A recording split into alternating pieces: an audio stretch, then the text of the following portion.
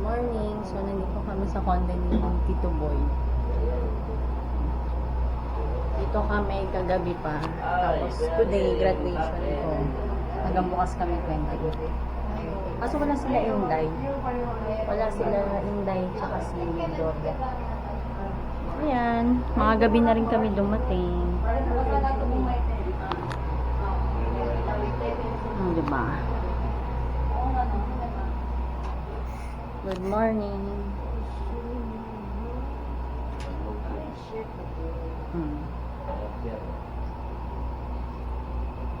Tulog pa to.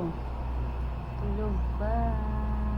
Ay, dito kami sa condo ng ating brother-in-law. Okay. Hirahiram na. Kaya magme-makeup na kami. 11 na ba? Tapos na nga ako. Ayan na, o 10. O, ano, Mga 12 tayo pupunta doon. 12? Saktong 12. Mabilis lang naman ako, ligo uwak lang. Saka malapit Kaya na naman. ayun, may makeup ka rin.